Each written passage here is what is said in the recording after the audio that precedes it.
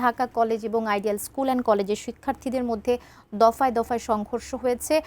উত্তেজনার পারদটা সেখানে আসলে এই মুহূর্তে কেমন, আইনশৃঙ্খলা পরিস্থিতি কেমন, স্বাভাবিক ঠিকঠাক আছে কিনা, সংঘর্ষ কমেছে কিনা কিছুটা, সেই বিষয়টা একটু জানতে চাইবো। আমাদের সহকর্মী সম্রাট আনোয়ার সেই স্পটে উপস্থিত আছেন।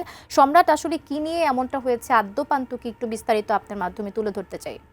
কিছুক্ষণ আগে এখানে ঢাকা কলেজ এবং আইডিয়াল কলেজের যে শিক্ষার্থী তাদের মধ্যে ধাওয়া পাল্টা খাওয়ার ঘটনা ঘটেছে, সেটি কিছুক্ষণ আগেও আমরা দেখেছি যে একাধিকবার এই ঘটনা ঘটেছে। এবং দেখতেই পাচ্ছেন তার সামনে আমরা এখন যে জায়গাটিতে আছি আইডিয়াল কলেজের ঠিক সামনে, এখানে কিছুক্ষণ আগেও শিক্ষার্থীদের ব্যাপক উপস্থিতি ছিল, কিন্তু শিক্ষকদের তৎপরতায় এখন আপাতত এই কলেজের সামনের যে উপস্থিতি সেটি তুলনামূলক কমে গেছে এবং শিক্ষার্থীরা ফিরেছে।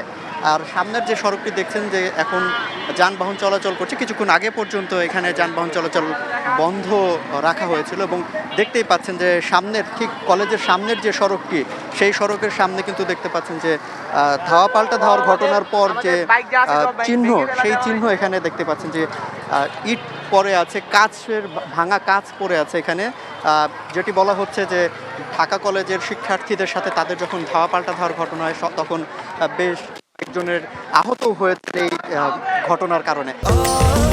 স্বাস্থ্যকর অল টাইম ফ্যামিলি কেক, সব সময় অল টাইম হেলদি লাইফ। আমরা এখানে দেখতে পাচ্ছি যে কিছু শিক্ষার্থী এখানে আছে, আমরা একটু তাদের সঙ্গে একটু কথা বলতে চাই যে এখানে আসলে কি ঘটেছে। আজকে এখানে যে ধাওয়া পাল্টা ধাওয়ার ঘটনা ঘটেছে, এই বিষয়ে আসলে আপনার বক্তব্যটা কি? ধাওয়া পাল্টা দেওয়া আসলে তো এটা হয়ে যাচ্ছে না, এটা তো আজকের না। তো এখানে হচ্ছে কি যে আমাদের জুনিয়রদেরকে আগে হামলা করে, আগে কালকেও করছে, তাদের ক্লাস ছিল আমাদের, আমরা 26 ব্যাচের, কালকে আমাদের এক্সাম ছিল না। তো ঢাকা কলেজের সামনে দিয়ে বেতন দিতে যায় কিংবা যারা গাড়ি দিয়ে আসে, গাড়ি থামিয়ে আইডি কার্ড চেক করে, ব্যাগ চেক করে তাদেরকে মারে। এই হচ্ছে ঘটনা। আজকে আবার হচ্ছে আমাদের ক্যাম্পাসের সামনে আসছে আমাদের মারতে, আমাদের ক্যাম্পাস ভাঙচুর করতে। তো আমাদের 27 বছরের স্টুডেন্ট তখন ভিতরে ছিল, ক্লাস করতেছিল, তো তারা তখন ডিফেন্স করছে এতটুকুই। তারপরে হচ্ছে আমাদেরকে স্যাররা ভিতরে নিয়ে গেছে, সবাই আমরা ভিতরে। এই যে এখানে ভাঙা জিনিস দেখতে পাচ্ছি, ইট পাটকেল দেখলাম, সেগুলো কেন? আসলে এগুলা যখন তারা এদিক দিয়ে আসছিল, তারা হাতে ইট পাটকেল লাঠি যা পারছে তাই নিয়ে আসছে, এগুলা তারই প্রমাণ। আর পুলিশ ছিল এদিকে, পুলিশের সাথে তাদের ধাওয়া, আমাদের না, ঢাকা কলেজের ধাওয়া পাল্টা দেওয়া হয়েছে এই রোডে। আচ্ছা, এইরকম ঘটনা তো একাধিকবার ঘটছে, সাধারণ শিক্ষার্থী হিসেবে আপনি কি বলবেন যে এটা সমাধান কিভাবে আসবে? এটার সমাধান আসলে আমার মনে হয় 3 কলেজ মিলে একটা সম্মিলিত প্রচেষ্টা এটার সমাধান করতে হবে। অসংখ্য ধন্যবাদ।